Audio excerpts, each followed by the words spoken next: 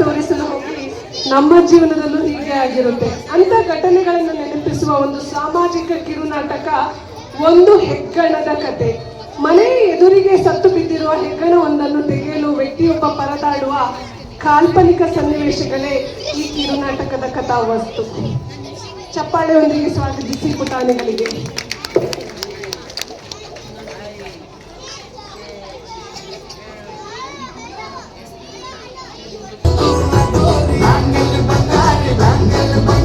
ಏನಿದು ಬರೀ ಆಡಿಯೋ ಮಾತ್ರ ಬರ್ತಾ ಇದೆ, ಬಂಗಾರಿ ಕಾಣ್ತಾ ಇಲ್ಲ. ಹಲೋ, ಕೇಳಿಸ್ತಿದೆ ಹೇಳಿ. ಹೌದು, ಹಾ ಸರಿ ಇರ್ತೀನಿ. ನಮಸ್ಕಾರ, ನನ್ನ ಹೆಸರು ಸ್ಮಾರ್ಟ್ ಸುಬ್ಲಕ್ಷ್ಮಿ ಅಂತ, ಸ್ಮಾರ್ಟ್ ಗ್ರೂಪ್ ಕಂಪನಿ ಎಂಪ್ಲಾಯ್. ಮನೆ ಕೆಲ್ಸಕ್ಕೆ ಯಾರಾದ್ರೂ ಬೇಕು ಅಂತಿದ್ರಲ್ಲ? ನೋಡಿದ್ರೆ ಮದ್ವೆ ಹೆಣ್ಣಿನ ತರ ಇದೆಯಾ? ಅದಕ್ಕೇನಂತೆ, ನಿಮ್ಗೆ ಕೆಲ್ಸ ಆದ್ರೆ ಆಯ್ತಲ್ವಾ? ಏನ್ ಮಾಡ್ಬೇಕು ಹೇಳಿ? ಪಾತ್ರೆ ತೊಳೆಯೋದಿತ್ತು, ತೊಳ್ದು ಕೊಡ್ತೀಯಾ? ತೊಳ್ದಾದ್ಮೇಲೆ ಪಾತ್ರೆ ಎಲ್ಲ ನಿನ್ ತರ ಪಳ ಪಳ ಹೊಳಿಬೇಕು. ಆಯ್ತು, ಅದಕ್ಕೇನಂತೆ. ಮೊದ್ಲು ನಿಮ್ ಆಧಾರ್ ನಂಬರ್ ಹೇಳಿ. 1234567890. ಸರಿ, ಲಿಂಕ್ ಕಳ್ಸಿದೀನಿ, 250 rupees ಪೇ ಮಾಡಿ. ಕೆಲ್ಸ ಆದ್ಮೇಲಲ್ವಾ ದುಡ್ಡು ಕೊಡೋದು? ದುಡ್ಡು ಕೆಲ್ಸ ಆದ್ಮೇಲೆನೆ ಕೊಡಿ. ಈಗ ರಿಜಿಸ್ಟ್ರೇಷನ್ ಅಮೌಂಟ್ ಪೇ ಮಾಡಿ. ನೀವು ನನ್ಗೆ ಫಸ್ಟ್ ಟೈಮ್ ಕೆಲ್ಸ ಕೊಡ್ತಿರೋದಲ್ವಾ, ಅದಕ್ಕೆ.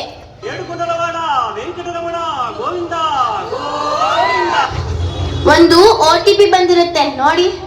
11111 111 ಅಲ್ವಾ? ಸರಿ, ಒಳ್ಳೆ ನಂಬರ್. ಪಾತ್ರೆನೆಲ್ಲ ತೆಗ್ದಿಟ್ಟಿರಿ. ತೊಳೆಯೋರು ಬರ್ತಾರೆ, ಅವರು ಬಂದಾಗ ಈ OTP ಹೇಳಿ. ಕೆಲ್ಸ ಆದ್ಮೇಲೆ ಬಿಲ್ ಕೊಡ್ತಾರೆ, ಡೈರೆಕ್ಟ್ ಆಗಿ ಫೋನ್ ಪೇ ಮಾಡಿ. ಅವ್ರು ಬರೋ ತನಕ ಕಾಯ್ಬೇಕಾ? ಹೌದು, ವೆಯ್ಟ್ ಮಾಡಬೇಕಾಗತ್ತೆ. ನಂಗೆ ಮತ್ತೆ ಅಡ್ಗೆ ಮಾಡ್ಬೇಕು, ಬೇರೆ ಪಾತ್ರೆ ಇಲ್ಲ. ಲೇಟ್ ಆಗೋದಾದ್ರೆ ನನ್ ದುಡ್ಡು ವಾಪಸ್ ಕೊಡಿ. ದುಡ್ಡೆಲ್ಲ ವಾಪಸ್ ಕೊಡಕ್ಕಾಗಲ್ಲ. ನಾನು ಕಳ್ಸಿರೋ ಲಿಂಕ್ ನಲ್ಲಿ registration amount is non returnable ಅಂತ ಬರ್ದಿದೆ. ಕಣ್ಣನ್ನ ದೊಡ್ಡದ್ ಮಾಡ್ಕೊಂಡು ನೋಡಿ, ಗೊತ್ತಾಗತ್ತೆ. ಹೌದು, ಅದೇ ಚಿಕ್ಕ ಅಕ್ಷರದಲ್ಲಿ ಬರ್ದಿದೆ. ಮತ್ತೆ ನಿಮ್ಗೆಲ್ಲ ಮೊದ್ಲೇ ಕಾಣೋ ತರ ದೊಡ್ಡ ಅಕ್ಷರದಲ್ಲಿ ಬರ್ದು ನಮ್ ತಲೆ ಮೇಲೆ ನಾವೇ ಕಲ್ ಹಾಕೊಳ್ಳೋಕೆ ನಮ್ಗೇನ್ ತಲೆ ಕೆಟ್ಟಿದ್ಯಾ? ಅಯ್ಯೋ, OTP 111 ಅಂದಾಗ್ಲೇ ತಿಳ್ಕೊಳ್ಬೇಕಿತ್ತು. ಈಗ ತೊಳಿದಿರೋ ಪಾತ್ರೆ ಯಾವ್ದೂ ಇಲ್ಲ, ಊಟಕ್ಕೆ ಏನ್ ಮಾಡೋದು? ಏನ್ ಚಿಂತೆ ಮಾಡ್ಬೇಡಿ, ನಮ್ಮಿಂದ ನಿಮ್ಗೆ ತೊಂದ್ರೆ ಆಗ್ಬಾರ್ದಲ್ವಾ? ಅದಕ್ಕೆ ನೀವು ಓಕೆ ಅಂದ್ರೆ ಸ್ವಿಗ್ಗಿ ಅಥವಾ ಝೊಮ್ಯಾಟೊದಲ್ಲಿ ನಾವೇ ನಿಮ್ಗೆ ಫುಡ್ ಆರ್ಡರ್ ಮಾಡ್ಕೊಡ್ತೀವಿ. ನೀವು ಬೇಕಾದ್ರೆ ಇನ್ಸ್ಟಾಲ್ಮೆಂಟ್ ಮೇಲೆ ಪೇ ಮಾಡ್ಬೋದು. ಲಿಂಕ್ ಕಳಿಸ್ಲಾ? ಬೇಡ ತಾಯಿ, ನಿಮ್ಗೊಂದ್ ದೊಡ್ಡ ನಮಸ್ಕಾರ. ಮತ್ತೆ ಊಟ ಇಲ್ದೆ ಹಾಗೆ ಉಪವಾಸ ಇರ್ತೀರಾ? ಉಪವಾಸ ಏನಿಲ್ಲ, ಇನ್ನೊಂದ್ ಸ್ವಲ್ಪ ಹೊತ್ತು ವೇಟ್ ಮಾಡಿದ್ರೆ ಇಲ್ಲೇ ಊಟ ಸಿಗುತ್ತೆ. ನಾನು ರಾಜಲಕ್ಷ್ಮಿ, ಸ್ಮಾರ್ಟ್ ಗ್ರೂಪ್ ಎಂಪ್ಲಾಯಿ. ಹೇಳಿ, ಏನ್ ಕೆಲ್ಸ ಇತ್ತು? ನಾನು ಕುಂದಾಪುರದಿಂದ ಬಂದಿದ್ದು. ಅಕ್ಕ, ಊರಲ್ಲಿ ತೆಂಗಿನ ಮರ ಹತ್ತಿ ಕಾಯಿ ಕೀಳೋಕೆ ಒಬ್ರು ಸಿಕ್ಕಿಲ್ಲ, ಅದಕ್ಕೆ ಆಳು ಹುಡ್ಕೊಂಡು ಬೆಂಗಳೂರಿಗೆ ಬಂದೆ. ಆಧಾರ್ ನಂಬರ್ ಹೇಳ್ತೀರಾ? ಆಧಾರ್ ನಂಬರ್ ಇಲ್ಲಿದೆ ನೋಡಿ. ಲಿಂಕ್ ಕಳಿಸಿದ್ದೀನಿ ನೋಡಿ. ರಿಜಿಸ್ಟ್ರೇಷನ್ ಫೀಸ್ ಪೇ ಮಾಡಿ. 800 ರೂಪಾಯ? ಹೌದು, ಬೆಂಗಳೂರು ಅಡ್ರೆಸ್ ಆಗಿದ್ರೆ 400 rupees. ನಿಮ್ದು ಕುಂದಾಪುರ ಅಲ್ವಾ, ಅದಕ್ಕೆ 800 ರೂಪಾಯಿ ಆಗಿದೆ. ಓ ಹಂಗ? ಒಂದು ಕೆಲಸ ಮಾಡ್ತೀನಿ, ಆಧಾರ್ ಕಾರ್ಡ್ನ ಬೆಂಗಳೂರು ಅಡ್ರೆಸ್ಸಿಗೆ ಚೇಂಜ್ ಮಾಡ್ಕೊಂಡು ಬರ್ತೀನಿ. ನೀವು ಮೀನ್ ತಲೆ ತಿನ್ನಲ್ಲ, ಬರೀ ಮೀನಿನ ಬಾಲ ಮಾತ್ರ ತಿಂತೀರನ್ಸುತ್ತೆ ಅಲ್ವಾ? ಯಾಕೆ? ಮತ್ತೆ ಆಧಾರ್ ಕಾರ್ಡ್ ಅಡ್ರೆಸ್ ಚೇಂಜ್ ಮಾಡಿಬಿಟ್ರೆ ಕುಂದಾಪುರದಲ್ಲಿರುವ ನಿಮ್ಮ ತೆಂಗಿನ ಮರಗಳೆಲ್ಲ ಪಟಪಟ ಅಂತ ನಡ್ಕೊಂಡು ಬೆಂಗಳೂರಿಗೆ ಬಂದ್ಬಿಡ್ತಾವ. ಕೆಲಸ ಆಗ್ಬೇಕಾಗಿರೋದು ಕುಂದಾಪುರದಲ್ಲಲ್ವಾ? ಏನ್ ಮಾತಾಡ್ತಿದ್ದೀರಿ ಮರ್ಯಾರೆ? 800 ರೂಪಾಯಿ ಪೇ ಮಾಡಿ, ಇಲ್ಲಾಂದ್ರೆ ಬಿಡಿ. ಸುಮ್ಮನೆ ಮಸ್ಕರಿ ಮಾಡ್ದೆ, ತಗೊಳ್ಳಿ. ನಿಮ್ಮ ಮಸ್ಕಿರಿಗೆ ಬೆಂಕಿ ಬಿತ್ತು. OTP ಬಂತ ನೋಡಿ. ಹಾ ಬಂತು. 111 111 ಅಲ್ವಾ? ಕರೆಕ್ಟ್ ಆಗಿದೆ. ಇದು ನಮ್ಮ ಕಂಪನಿ OTPನೇ. ಈಗ ಹೇಳಿ, ತೆಂಗಿನ ಮರ ಎಷ್ಟು ಎತ್ತರ ಉಂಟು? ಇಷ್ಟ ಇಲ್ಲ, ಅದಕ್ಕಿಂತ ಎತ್ತರ. ನನ್ಕಿಂತ ಎತ್ತರ ಉಂಟಾ? ಹೌದು, ಅಲ್ಲಿ ಹಿಂದೆ ನಿಂತಿದ್ರಲ್ಲ ಅಂಕಲ್, ಅವರಷ್ಟೇ ಅಂದ್ಕೊಳ್ಳಿ. ನೋಡಿ, ಇಲ್ಲಿಂದ ಕುಂದಾಪುರಕ್ಕೆ ಜನ ಕಳಿಸಿ ಕಾಯಿ ತೆಗ್ಸಿ ಅದೆಲ್ಲ ದೊಡ್ಡ ರಾಮಾಯಣ, ಖರ್ಚು ಜಾಸ್ತಿ. ಅದಕ್ಕೆ ಒಂದು ಸುಲಭದ ಉಪಾಯ ಇತ್ತು. ಊರವರು ಅಂತ ಹೇಳ್ತಾ ಇದೀನಿ ಅಷ್ಟೇ. ಹೇಳಿ ಮತ್ತೆ. ಮನೆಯಲ್ಲಿ ದೊಡ್ಡ ಹಿಡ್ಕಿ ಕೊಡ್ಲಿ ಉಂಟಾ? ಊರಲ್ಲಿ ಯಾರ ಹತ್ರನಾದ್ರೂ ಸಿಗುತ್ತೆ ಬಿಡಿ, ನೀವು ಮುಂದಕ್ಕೆ ಹೇಳಿ. ದೊಡ್ಡ ಹಿಡ್ಕಿ ಕೊಡ್ಲಿ ತಗೊಂಡು ತೆಂಗಿನ ಮರದ ಬುಡಕ್ಕೆ 4 ಕೊಚ್ಚಾಕಿ, ಮರ ಕಾಯಿ ಎಲ್ಲ ಒಟ್ಟಿಗೆ ನೆಲಕ್ಕೆ ಬಂದು ಬೀಳುತ್ತದೆ. ಮತ್ತೆ ಮುಂದಿನ ವರ್ಷಕ್ಕೆ ತೆಂಗಿನ ಮರ ಉದ್ದ ಬೆಳೆದಂಗೆ ನೋಡ್ಕೊಳ್ಳಿ. ಅಯ್ಯೋ 800 ರೂಪಾಯಿ ಹೋಯ್ತಲ್ಲಪ್ಪ. ಅಯ್ಯೋ ನಂದು 250 ರೂಪಾಯಿ ಹೋಯ್ತು.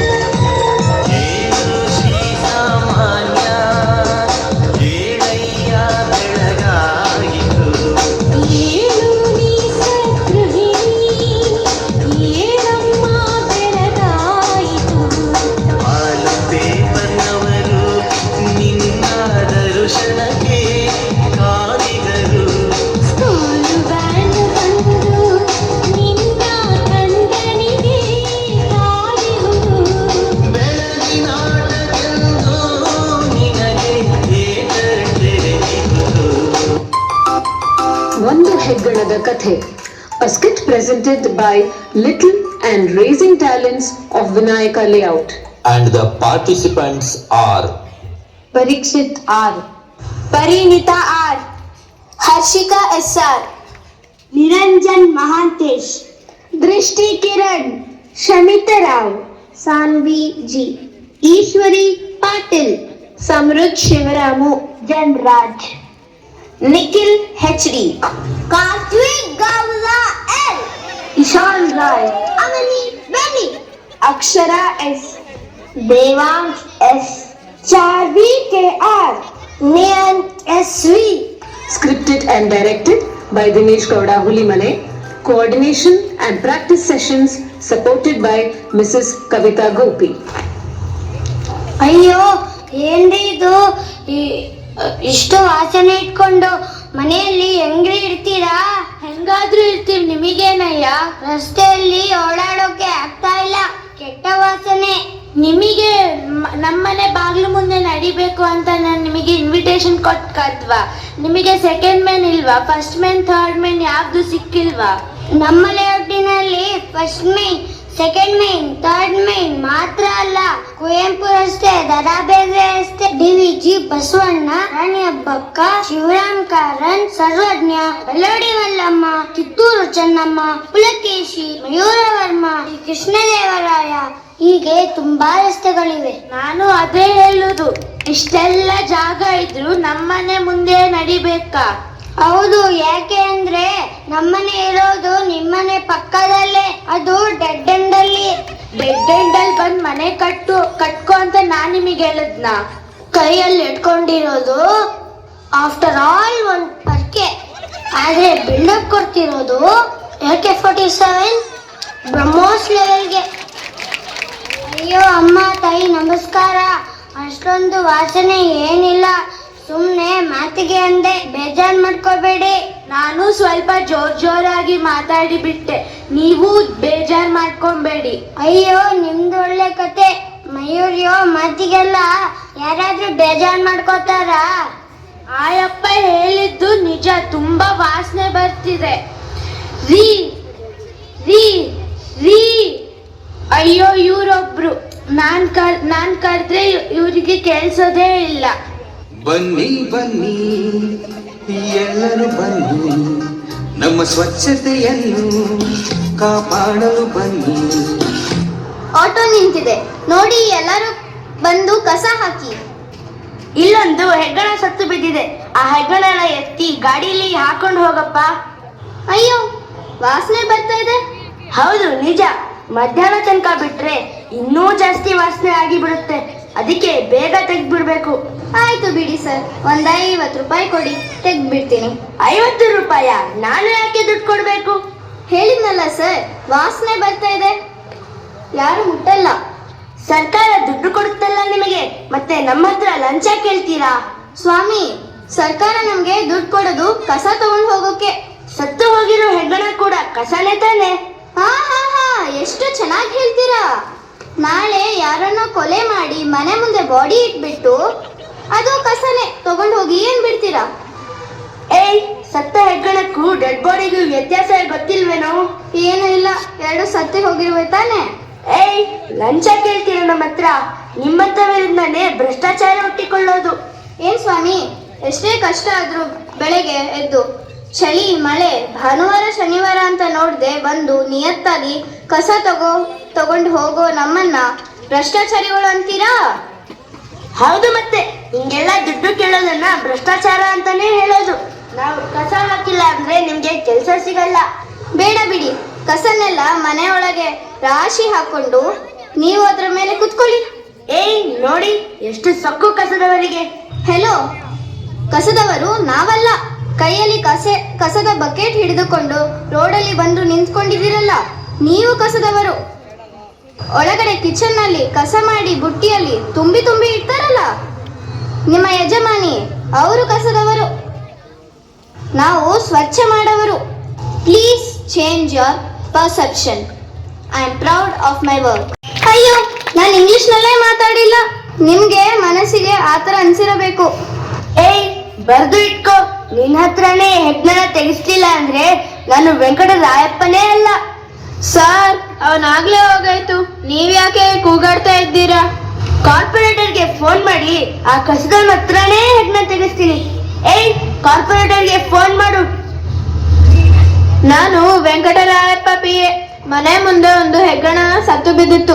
ಕಸದ ಗಾಡಿಲಿ ತಗೊಂಡು ಹೋಗಿ ಅಂದ್ರೆ ಆ ಕಸದವನು ಬಾಯಿಗೆ ಬಂದ ಹಾಗೆ ಮಾತಾಡ್ತಾನೆ. ಹೌದಾ ಸರ್? ಈಗ ನಾನೇನ್ ಮಾಡ್ಬೇಕು ಅಂತೀರಿ? ಅದಕ್ಕೆ ನಿಮ್ಮ ಕಡೆಯಿಂದ ಒಂದು ಫೋನ್ ಮಾಡಿ ಆ ಹೆಗ್ಗಣನ ತಗೊಂಡು ಹೋಗಿ ಅಂತ ಹೇಳಿದ್ರೆ ಸಹಾಯ ಆಗ್ತಿತ್ತು. ನಾನ್ ಹೇಳಿದ್ರು ತಗೊಂಡೋಗಲ್ಲ ಅಂತಾರ್ರಿ ಅವರು. ಹೌದಾ? ಕಾರ್ಪೊರೇಟರ್ ಮಾತಿಗೂ ಬೆಲೆ ಕೊಡಲ್ವಾ ಅವನು? ಆ ಕಸದವನು ಅಷ್ಟು ದೊಡ್ಡ ವ್ಯಕ್ತಿನ? ಅಯ್ಯೋ, ಅವನು ಅಷ್ಟು ದೊಡ್ಡ ವ್ಯಕ್ತಿ ಅಲ್ಲ. ಆದ್ರೆ ನಾನು ಕಾರ್ಪೊರೇಟರ್ ಅಲ್ಲ, ಅವ್ರ ಮನೆ ಕೆಲ್ಸದವಳು ಮುನಿಯಮ್ಮ. ಅಯ್ಯೋ, ಕಾರ್ಪೊರೇಟರ್ ಅನಿತಾ ದೇವಿ ಅವರಿಗೆ ಫೋನ್ ಕೊಡ್ರಿ. ಅವರು ಸ್ನಾನಕ್ಕೆ ಹೋಗಿದ್ದಾರೆ, ಆಮೇಲೆ ಮಾಡಿ. ಸರ್, BBMP ಇಂಜಿನಿಯರ್ಗೆ ಕಾಲ್ ಮಾಡ್ತೀನಿ. ನಂಬರ್ ನಾಟ್ ರೀಚೇಬಲ್ ಇದೆ, ಲ್ಯಾಂಡ್ಲೈನ್ಗೆ ಮಾಡ್ತೀನಿ. ಹೆಲೋ ಸರ್, ನಮಸ್ಕಾರ. ನಾನು ವೆಂಕಟರಾಯಪ್ಪ PA. ಮನೆ ಮುಂದೆ ಒಂದು ಹೆಗ್ಗಣ ಸತ್ತು ಬಿದ್ದಿತ್ತು. ಕಸದ ಗಾಡಿಲಿ ತಗೊಂಡು ಹೋಗಿ ಅಂದ್ರೆ ಆ ಕಸದವನು ಬಾಯಿಗೆ ಬಂದ ಹಾಗೆ ಮಾತಾಡ್ತಾನೆ. ಇವತ್ತಾಗಲ್ಲ ರೀ, ಇನ್2 ದಿವಸ ಟೈಮ್ ಬೇಕು. ಸರ್, ಇವತ್ತೇ ತೆಗೆಯಬೇಕು. ಕೊಳ್ತು ವಾಸನೆ ಬರ್ತಾ ಇದೆ, ಮನೆಯಲ್ಲಿ ಇರೋಕೆ ಆಗ್ತಾ ಇಲ್ಲ. ಸಾಹೇಬ್ರು ತಿರುಪತಿಗೆ ಹೋಗಿದ್ದಾರೆ, ಬರೋದು ಇನ್ನೂ 2 ದಿನ ತಡ. ಮತ್ತೆ ನೀವ್ಯಾರು? ನಾನು ಅವ್ರ ಮನೆ ಕೆಲಸದವನು ಮುನಿಯಪ್ಪ. ಅಯ್ಯೋ, ಮೊದ್ಲೇ ಹೇಳೋಕೆ ದೊಡ್ಡ ರೋಗ ಬಂದಿತ್ತು ನಿಂಗೆ. ಅಯ್ಯೋ, ಒಳ್ಳೆ ಹುಚ್ಚರ ಸಹವಾಸ ಆಯ್ತು. ಡೈರೆಕ್ಟ್ ಆಗಿ ಚೀಫ್ ಇಂಜಿನಿಯರ್ಗೆ ಫೋನ್ ಮಾಡ್ತೀನಿ. ಹುಷಾರಾಗಿ ಮಾತಾಡು, ಮೊದ್ಲ ಮನುಷ್ಯಗೆ ಕೋಪ ಜಾಸ್ತಿ. ಹೆಲೋ, ಹಲೋ, ಯಾರು ಮಾತಾಡೋದು? ನೀವು ಸಾಹೇಬ್ರ ಮನೆ ಕೆಲ್ಸದವ್ರೇನ್ರಿ? ಯಾಕಪ್ಪ ತಮ್ಮ? ನಾನೇ ಚೀಫ್ ಇಂಜಿನಿಯರ್. ಕೆಲಸದವನು ಅಂತ ಇನ್ಸಲ್ಟ್ ಮಾಡ್ತೀಯ? ಸರಿಯಾಗಿ ಮಾತಾಡೋ. ನಾನ್ ಮೊದ್ಲೇ ಸರಿ ಇಲ್ಲ ಮಗ. ಸಿಟ್ಟು ಬಂದ್ರೆ ನಾನು ಮನುಷ್ಯನೇ ಅಲ್ಲ.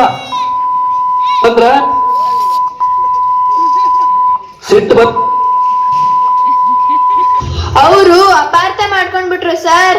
ಅನಿತಾ ದೇವಿ ಮೇಡಮ್ಗೆ ಇನ್ನೊಂದು ಸಲ ಫೋನ್ ಮಾಡ್ತೀನಿ. ಇಷ್ಟೊತ್ತಿಗೆ ಅವರದ್ದು ಸ್ನಾನ ಆಗಿರುತ್ತೆ ಅನ್ಸುತ್ತೆ. ಏಯ್, ನಿನ್ಗೆ ಸರಿಯಾಗಿ ಮಾತಾಡೋಕೆ ಬರಲ್ಲ. ಕೊಡು ಇಲ್ಲಿ, ನಾನ್ ಮಾತಾಡ್ತೀನಿ. ಮಾತಾಡುವಾಗ ಬಹಳ ಕೇರ್ಫುಲ್ ಆಗಿ ಹುಷಾರಾಗಿ ಮಾತಾಡ್ಬೇಕು. ಹಲೋ ಹಲೋ, ಹೇಳಿ. ನಾನು ವೆಂಕಟರಾಯಪ್ಪ. ಮೇಡಮ್ದು ಸ್ನಾನ ಆಯ್ತೇನ್ರಿ? ನಾನು ಮೇಡಮ್ ಅವ್ರ ಗಂಡ. ನೀನು ವೆಂಕಟರಾಯಪ್ಪ ಆದ್ರೂ ಆಗಿರು, ಹುಚ್ಚರಾಯಪ್ಪ ಆದ್ರೂ ಆಗಿರು, ನನ್ನ ಹೆಂಡತಿ ವಿಷಯಕ್ಕೆ ಬರಬೇಡ. ಅಯ್ಯೋ, ಇವರು ಅಪಾರ್ಥ ಮಾಡ್ಕೊಂಡ್ಬಿಟ್ರಲ್ಲ. ಯಾಕೋ ನನ್ ಟೈಮ್ ಸರಿ ಇಲ್ಲ ಅನ್ಸುತ್ತೆ ಇವತ್ತು. ಯಾರು ಫೋನಿಗೆ ಸಿಗ್ತಾ ಇಲ್ವಲ್ಲ. ಸರ್ ನೋಡಿ, ಅಲ್ಲಿ ನಮ್ಮ ಕೇಂದ್ರದ ಮಿನಿಸ್ಟರ್ ಬರ್ತಾ ಇದ್ದಾರೆ. ವಾವ್, ಹೊಟ್ಟೆ ಹಸಿದಿದೆ ಅಂತ ನಾನು ಮೊಸರನ್ನ ಕೇಳಿದ್ರೆ ದೇವ್ರು ಬಿರಿಯಾನಿನೇ ಕಳಿಸಿದಾನೆ. ಓಹೋ, ಕೇಂದ್ರದ ಮಿನಿಸ್ಟರ್ ಸಾಹೇಬ್ರು. ಏನ್ ಸರ್, ಪಾದಯಾತ್ರೆ ಮಾಡ್ಕೊಂಡು ಹೋಗ್ತಿದ್ದೀರಾ? ಅಯ್ಯೋ, ಕಾರ್ ಕೆಟ್ಟೋಯ್ತು. ಮೇನ್ ರೋಡ್ ವರ್ಗೆ ನಡ್ಕೊಂಡು ಹೊರಟೆ. ಜನ ಎಲ್ಲ ಪಾದಯಾತ್ರೆ ಅನ್ಕೊಂಡಿದ್ದಾರೆ. ದೇವ್ರು ಬಂದಂಗೆ ಬಂದ್ರಿ. ನಾನು ವೆಂಕಟರಾಯಪ್ಪ. ಮನೆ ಮುಂದೆ ಒಂದು ಹೆಗ್ಣ ಸತ್ತಿದ್ದಿತ್ತು. ಕಸದ ಗಾಡಿ ತಗೊಂಡು ಹೋಗಿ ಅಂದ್ರೆ ಆ ಕಸದವನು ಬಾಯಿಗೆ ಬಂದ ಹಾಗೆ ಮಾತಾಡ್ತಾನೆ. ಅದಕ್ಕೆ ನಿಮ್ಮ ಕಡೆಯಿಂದ ಒಂದು ಫೋನ್ ಹೋದ್ರೆ ಅವನು ತಗೊಂಡು ಹೋಗ್ತಿದ್ದ ಅನ್ಸುತ್ತೆ. ನೋಡಿ, ನಾನು ಸೆಂಟ್ರಲ್ ಮಿನಿಸ್ಟರ್. ಈ ಹೆಗ್ಗಣ, ಇಲಿ, ಹಾವು, ಜಿರಳೆ ಎಲ್ಲ ರಾಜ್ಯ ಸರ್ಕಾರಕ್ಕೆ ಸೇರಿದ್ದು. ಕೇಂದ್ರ ಸರ್ಕಾರ ಇದರಲ್ಲಿ ಎಂಟ್ರಿ ಆಗೋಕೆ ಆಗೋದಿಲ್ಲ. ಮತ್ತೆ ನಿಮ್ಮ ಕೇಂದ್ರ ಸರ್ಕಾರಕ್ಕೆ ಯಾವ್ದೆಲ್ಲ ಬರ್ತದೆ ರೀ? ಈ ಆಡು, ಕುರಿ, ಮೇಕೆ, ಕೋಳಿ, ನಾಟಿ ಕೋಳಿ ಇವೆಲ್ಲ ಇದ್ರೆ ಹೇಳಿ, ನಾವು ಇಮಿಡಿಯೇಟ್ ಆಗಿ ಬಂದ್ಬಿಡ್ತೀವಿ. ಸರ್, ತುಂಬಾ ವಾಸನೆ ಬರ್ತಾ ಇದೆ. ನೋಡಿ ರಾಯಪ್ಪ, ನಿಮ್ಗೆ ಸಹಾಯ ಮಾಡ್ಬೇಕು ಅಂತ ನಮ್ಮ ನರ ನಾಡಿಗಳೆಲ್ಲ ಘರ್ಜಿಸ್ತಾ ಇವೆ. ಆದ್ರೆ ಏನ್ ಮಾಡೋದು? ಕಾನೂನು ನಮ್ಮ ಕೈಯನ್ನು ಕಟ್ಟಿ ಹಾಕಿ ಬಿಟ್ಟಿದೆ. ನೋಡಿ ಸರ್, ಸ್ವಲ್ಪ ಹೆಲ್ಪ್ ಮಾಡಿ. ಬೇಜಾರ್ ಮಾಡ್ಕೋಬೇಡಿ, ಏನೇ ಮಾಡಿದ್ರು ನಾವು ಕಾನೂನು ಪ್ರಕಾರನೇ ಮಾಡಬೇಕು. ನೀವು ರಾಜ್ಯ ಸರ್ಕಾರಕ್ಕೆ ಒಂದು ಮನವಿ ಕೊಡ್ರಿ. ನೋಡಿ ಸರ್, ನಿಮ್ ಮನ್ಸನ್ನ ಸ್ವಲ್ಪ ದೊಡ್ಡ ಮಾಡಿ ನಮ್ಗ್ ಸಹಾಯ ಮಾಡಿ. ಊದಿ ಊದಿ ದೊಡ್ಡ ಮಾಡಕ್ ನಮ್ ಮನ್ಸಿನ ಬಲೂನ್ ಏನ್ರಿ? Sir please. ಏನ್ರಿ ಮಿನಿಸ್ಟರ್ ಅಂದ್ರೆ ಏನ್ ಅನ್ಕೊಂಡಿದೀರಿ ನೀವು? 50 ರೂಪಾಯಿನೋ 100 ರೂಪಾಯಿನೋ ಕೊಟ್ರೆ ಕಸದವರು ತಗೊಂಡ್ ಹೋಗ್ತಾರೆ. ಅದನ್ ಬಿಟ್ಟು ನಮ್ಮ ಹತ್ರ ಬಂದು ತಮಾಷೆ ಮಾಡ್ತೀರೇನ್ರಿ? ನಾಳೆ ಮನೆಯಲ್ಲಿ ಹೆಂಡತಿ ಹತ್ರ ಜಗಳ ಆದ್ರೂ ನಮ್ಮ ಹತ್ರನೇ ಬರ್ತೀರಾ? ಆಯ್ತು ಸರ್, ನೀವ್ ಹೋಗ್ರಿ. ಹೋಗ್ರಿ ಅಂದ್ರೆ ಹೆಂಗ್ರಿ ಹೋಗೋದ್ ನಾನು? ನನ್ ಪಂಚೆನ ಮೆಟ್ ಹಿಡ್ಕೊಂಡ್ಬಿಟ್ಟಿದೀರಲ್ಲ. ನೋಡಿ, ನಿಮ್ ಚಪ್ಲಿಲಿರೋ ಸಗಣಿ ಎಲ್ಲ ನನ್ ಪಂಚೆಗ್ ಮೆಟ್ಕೊಂಡ್ಬಿಟ್ಟಿದೆ. ಸಾರಿ ಸರ್, ತಪ್ಪಾಯ್ತು. ಹೊಟ್ಟೆ ಹಾಕೊಂಡ್ಬಿಡಿ. ಏನ್ರಿ, ಪಂಚೆಗ್ ಮೆಟ್ಕೊಂಡಿರೋದ್ ಸಾಲದು ಅಂತ ಆ ಸಗಣಿನ ಹೊಟ್ಟೆಗ್ ಬೇರೆ ಹಾಕೊಬೇಕಾ? ಸಂಜೆ ಆಗ್ತಾ ಬಂತು. ನಾಳೆ ಬೆಳಗಾಗೋ ಅಷ್ಟರಲ್ಲಿ ಇನ್ನಷ್ಟು ವಾಸನೆ ಬಂದು ಬಿಡುತ್ತೆ. ದುಡ್ಡು ಹೋದ್ರೆ ಹೋಗ್ಲಿ, ಆ ಕಸದವನಿಗೆ 50 ರೂಪಾಯಿ ಕೊಟ್ಟು ಬಿಡೋಣ. ಹೆಗ್ಗಣನ ಕಸದ ಗಾಡಿಯಲ್ಲಿ ಹಾಕೊಂಡು ಹೋಗ್ತಾನೆ. ಏನು ಅಂತ ಮೇಡಮ್ ಹೇಳ್ತಾ ಇದ್ದಾರೆ. ನಾನಲ್ಲ, 50 ರೂಪಾಯಿ ಅಲ್ಲ, 50 ಪೈಸೆ ಕೂಡ ಕೊಡಲ್ಲ. ಆ ಕಸದವನ ಎದುರು ನಾನು ತಲೆ ತೆಗ್ಗಿಸ್ಬೇಕಾ? ನಾಳೆ ಬೆಳಗ್ಗೆ ಅಷ್ಟೊತ್ತಿಗೆ ಈ ಹೆಗಣ ಮನೆ ಮುಂದೆ ಇರಬಾರ್ದು ಅಷ್ಟೇ. ಹೃದಯ ಸಮುದ್ರ ಕಲಕಿ ಹೊತ್ತಿದ ದ್ವೇಷದ ಬೆಂಕಿ ರೋಷಾಗ್ನಿಜ್ವಾಲೆ ಉರಿದುರಿದು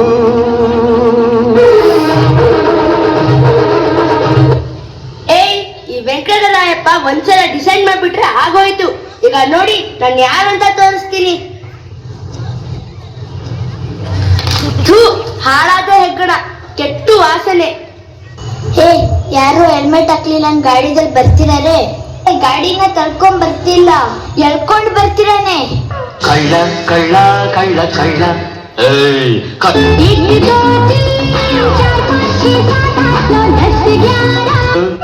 ಕಳ್ಳ ಕಳ್ಳ ಕಳ್ಳ ಕಳ್ಳ ಏಯ್ ಅಯ್ಯೋ, ಬಾಡಿ ಸಾಹೇಬ್ರಿಗೆ ಹೇಳ್ಬೇಕು. ಇದ್ಯಾವುದೋ ದೊಡ್ಡ ಕೇಸೇ ಇರ್ಬೋದು. ಪ್ರಮೋಷನ್ಗೆ ತುಂಬಾ ಹೆಲ್ಪ್ ಆಗತ್ತೆ. ಇವ್ರನ್ನ ಕಲ್ಸ್ಬಿಡ್ತೀನಿ. ಸೆಕೆಂಡ್ ಮೇನು ಥರ್ಡ್ ಮೇನ್ ಎಲ್ಲ ಒಂದ್ ರೌಂಡ್ ಆಡ್ಕೊಂಡ್ ಬಾರೋ. ನೀನ್ ಹೋಗ್ಬಿಟ್ಟು ಜತ್ತಿ ಅಂಕಲ್ ಹತ್ರ ಊಟಕ್ಕೆ ಎಷ್ಟ್ ಗಂಟೆಗೆ ಹಾಕ್ತಾರೆ ಅಂತ ಕೇಳ್ಕೊಂಡ್ ಬಾ. ನಿಲ್ಲು ಅಲ್ಲಿ, ಏನದು ತೋರ್ಸು. ಅಯ್ಯೋ, ಡೆಡ್ ಬಾಡಿ. ಅಯ್ಯೋ, ಡೆಡ್ ಬಾಡಿ ಅಲ್ಲ, ಇದು ಹೆಗ್ಗಣ ಸತ್ತು ಹೋಗಿದೆ ತಾನೆ? ಹೌದು. ಸತ್ತು ಹೋಗಿದೆ ಅಂದ ಮೇಲೆ ಅದು ಡೆಡ್ ಬಾಡಿನೇ ತಾನೆ? ಅಯ್ಯೋ, ಬಿಟ್ಟು ಬಿಡಿ, ಕೈ ಮುಗಿತೀನಿ. ನಿನ್ನೆಯಿಂದ ಹೆಗ್ಲ ಇಟ್ಕೊಂಡು ಸಾಕಾಗಿ ಹೋಗಿದೆ. ಯಾರೂ ತೆಗಿಯೋಕೆ ಬರ್ತಾ ಇಲ್ಲ. ನಾನೇ ಎಲ್ಲಾದ್ರೂ ಎಸೆದು ಬರೋಣ ಅಂತ ಹೋಗ್ತಾ ಇದ್ದೀನಿ. ಇವತ್ತು ಹೆಗ್ಗನ ಸಾಯಿಸಿ ಎಸೆದು ಬಂದರು, ನಾಳೆ ಯಾರನ್ನಾದ್ರೂ ಕೊಲೆ ಮಾಡಿ ರಾಜಕಾಲುವೆಗೆ ಎಸೆದು ಬರಲ್ಲ ಅಂತ ಯಾವ ಗ್ಯಾರಂಟಿ? ನೋಡಿ, ನಾವು ಕಾನೂನು ಮೀರಕ್ಕಾಗಲ್ಲ. ನಿಮ್ಮನ್ನು ನೋಡಿದ್ರೆ ಪಾಪ ಅನಿಸುತ್ತೆ. ಅದಕ್ಕೆ ಒಂದು ಸಲಹೆ ಕೊಡ್ತೀನಿ. ಈ ಹೆಗ್ಗನನ ನೀವು ಸಾಯಿಸಿಲ್ಲ, ಅದಾಗಿಯೇ ಸತ್ತಿದೆ ಅಂತ ಒಂದು ಅಫಿಡವಿಟ್ ಮಾಡಿಸಿ ನಮ್ಮ ಡಿಪಾರ್ಟ್ಮೆಂಟ್ಗೆ ಸಬ್ಮಿಟ್ ಮಾಡಿ. ಆಮೇಲೆ ಕಾನೂನು ಪ್ರಕಾರ ನೀವು ತಗೊಂಡು ಹೋಗಿ ಎಸಿಬಹುದು. ಏನು ಅಫಿಡವಿಟ್? ಹೆಗ್ಗಣಕ್ಕೆ? ಹೆಗ್ಗಣ ಅಲ್ಲ, ಅದು ಪೊಲೀಸ್ ಭಾಷೆಯಲ್ಲಿ ಡೆಡ್ ಬಾಡಿ. ನೀವು ಅದನ್ನು ಕೊಂದ ಅಪರಾಧಿ. ಮತ್ತೆ ನಮ್ಮ ಸಾಹೇಬ್ರಿಗೆ ಗೊತ್ತಾದ್ರೆ ಕೇಸ್ ಇನ್ನು ದೊಡ್ಡದಾಗಿ ಮಿನಿಮಮ್ 6 ತಿಂಗಳ ನಿಮ್ಮನ್ನು ಪೊಲೀಸ್ ಕಸ್ಟಡಿಗೆ ಕಳಿಸ್ತಾರೆ. ಅಯ್ಯೋ ದೇವ್ರೆ, ಎಷ್ಟ್ ಸಲ ಹೇಳಿ, ಇದನ್ನ ನಾನು ಸಾಯಿಸಿಲ್ವಪ್ಪ. ನೀವು ಸಾಯಿಸಿಲ್ಲ ಅಂತ ಬಾಯಲ್ಲಿ ಹೇಳಿದ್ರೆ ಸಾಕಾಗಲ್ಲ, ಪೇಪರ್ ನಲ್ಲಿ ಪ್ರೂವ್ ಆಗ್ಬೇಕು. ಇಲ್ಲ ಅಂದ್ರೆ ಗೊತ್ತಲ್ಲ, 6 ತಿಂಗಳು ಜೈಲು, ಮುದ್ದೆ ಊಟ. ಮಾತಾಡಿದ್ರೆ ಕಸ್ಟಡಿ ಅಂತೀರಪ್ಪ. ಆಯ್ತು ಸಾಹೇಬ್ರೆ, ಆದಷ್ಟು ಬೇಗ ಒಂದು ಅಫಿಡವಿಟ್ ಮಾಡಿ ಕೊಟ್ಟು ಬಿಡಿ. ಅಫಿಡವಿಟ್ ನಾನು ಮಾಡಕ್ಕಾಗಲ್ಲ, ಲಾಯರ್ ಮಾಡ್ಕೊಡ್ಬೇಕು. ಸರ್, ಕಾಲ್ ಸೂಪ್ ಕುಡಿಯಕ್ಕೆ ಕೆಂಗೇರಿಗೆ ಹೋಗ್ಬೇಕು, ಬೇಗ ಬಾ ಅಂದಿದ್ರಿ. ಈಗ ನೋಡಿದ್ರೆ ನೀವು ಇನ್ನೂ ಇಲ್ಲೇ ಇದ್ದೀರಾ. ಬೇಗ ಬನ್ನಿ, ರೈಲ್ವೆ ಗೇಟ್ ಆಗ್ಬಿಡತ್ತೆ. ಅಯ್ಯೋ ನನ್ನ ಅವಸ್ಥೆ ನೋಡಪ್ಪ, ಇಲ್ಲಿ ಪೊಲೀಸ್ನವರು ನನ್ನನ್ನ ಹಾಕೊಂಡು ರುಬ್ತಾವ್ರೆ. ಬೇಗ ಬೇಗ ಲಾಯರ್ ಕರೀರಿ. ಆಯ್ತು ಬಿಡಿ, ಲಾಯರ್ ಕರೀತೀನಿ. ಲಾಯರ್ಗೆ ಫೋನ್ ಮಾಡು ಬೇಗ. ಹೆಲೋ ಮೇಡಮ್, ಬೇಗ ಬನ್ನಿ, ಒಂದು ಅಫಿಡೇವಿಟ್ ಆಗ್ಬೇಕು. ಕೊಡಿ, ಆಧಾರ್ ಕಾರ್ಡು, ವೋಟರ್ ಐಡಿ ಎಲ್ಲ ಕೊಡಿ. ಹೆಗ್ಣಕ್ಕೆ ಯಾರಿಗೆ ಮಾಡಿಸ್ತಾರ ಆಧಾರ್ ವೋಟರ್ ಐಡಿ ಎಲ್ಲ? This is the problem in India. ಅಯ್ಯೋ ನಿಮ್ಮ ಆಧಾರ್ ನಂಬರ್ ಹೇಳ್ರಿ, ಹೆಗ್ಣದಲ್ಲ. 4646466678. ಇನ್ನೊಂದು ನಂಬರ್ ಮಿಸ್ ಆಯ್ತು. 12 digits ಇರುತ್ತಲ್ಲ ಆಧಾರ್ ಕಾರ್ಡ್ ನಲ್ಲಿ. ಹೇಳಿದ್ನಲ್ವಾ 4646466678. 8 ಆದ್ಮೇಲೆ ಏನು ಹೇಳ್ರಿ? 8 ಆದ್ಮೇಲೆ 9 ಅಲ್ವಾ? ಅದಲ್ಲೇನಿದೆ ಹೇಳೋದು? ಅದಂಗ್ ನೀವು ಯಾರಾದ್ರೂ ಗೊತ್ತಿಲ್ಲ. 8 ಆದ್ಮೇಲೆ ಎಷ್ಟು ಅಂತ ನಿಮ್ ಮ್ಯಾಥ್ಸ್ ಟೀಚರ್ನ ಹೋಗಿ ಕೇಳಿ. ಈಗ ಅಡ್ವಾನ್ಸ್ 2,000 ರೂಪಾಯಿ ಪೇ ಮಾಡಿ. 2,000 ರೂಪಾಯಿ ತುಂಬಾ ಜಾಸ್ತಿ ಆಯ್ತು. 1,500 ರೂಪಾಯಿ ಮಾಡ್ಕೊಡಿ. This is the problem in India. ಎಲ್ಲದಕ್ಕೂ ಬಾರ್ಗೇನ್ ಮಾಡ್ತಾರೆ. ಎಲ್ಲ ರೆಡಿ ಇದೆ. ಈಗ ಈ ಹೆಗಣ ಸತ್ತಿದೆ ಅಂತ ಸರ್ಟಿಫಿಕೇಟ್ ಬೇಕು. ಅದರ ಆಧಾರದ ಮೇಲೆ ನಾವು ಅಫಿಡೇಟ್ ಮಾಡೋಕ್ಕಾಗೋದು. ಹೆಗ್ಣ ಸತ್ತಿದೆ ಅಂತ ಸರ್ಟಿಫಿಕೇಟ್ ಯಾಕಬೇಕು?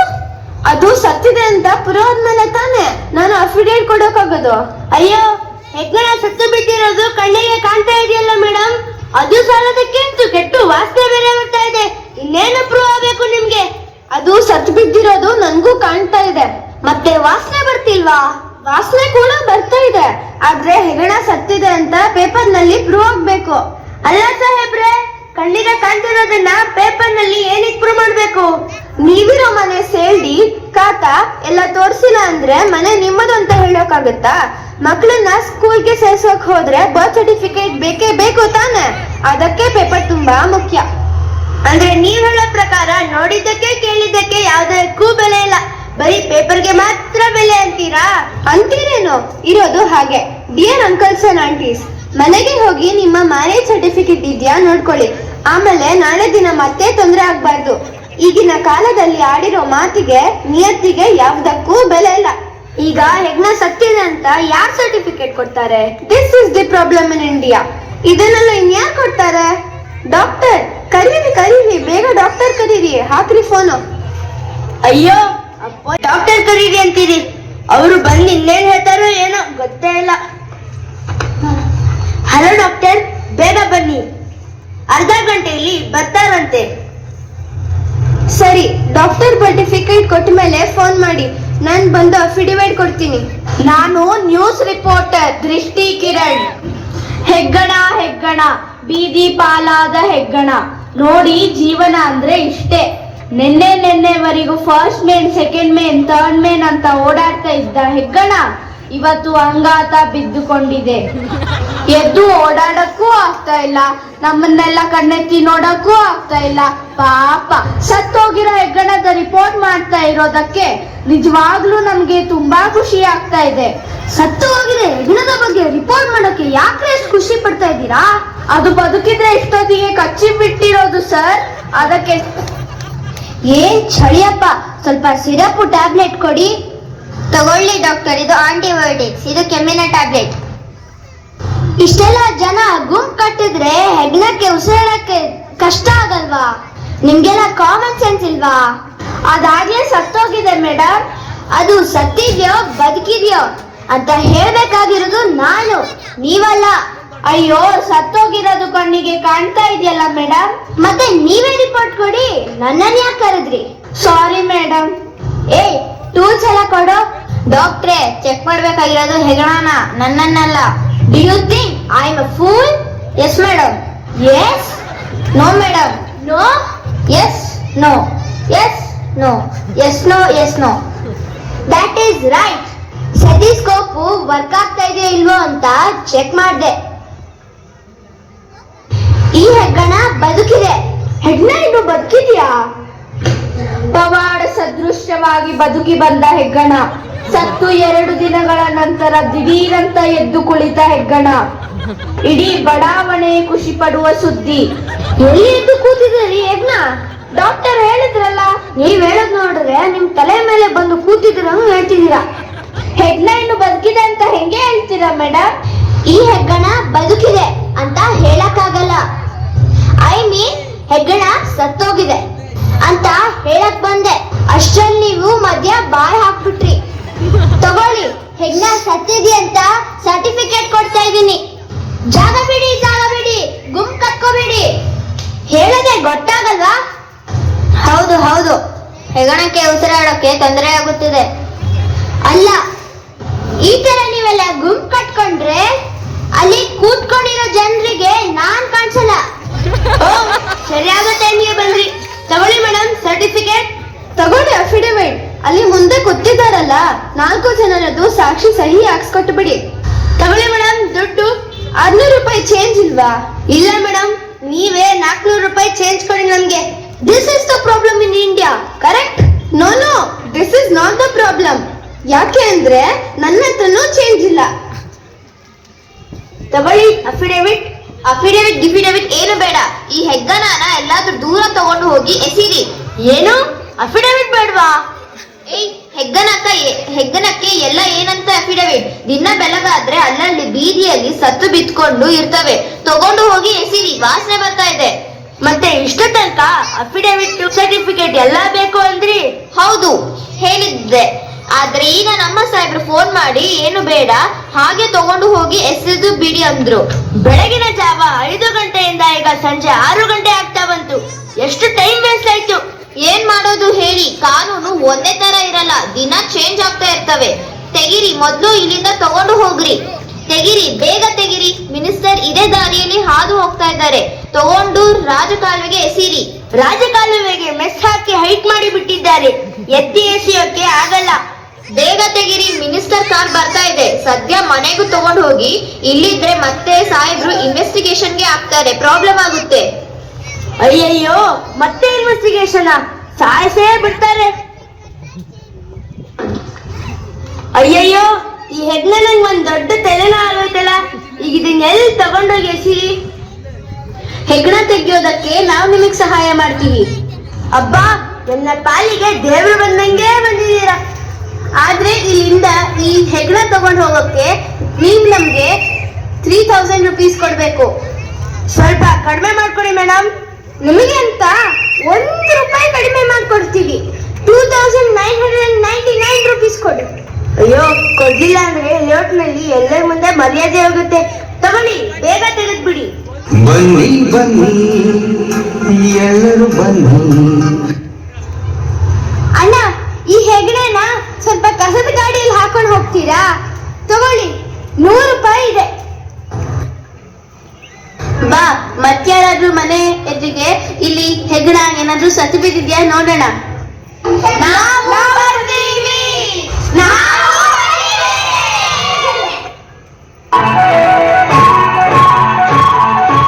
ಓಡಿ ಬಾಳೋಣ, ಎಲ್ಲೆಲ್ಲೂ ಸೇರಿ ದುಡಿಯೋಣ.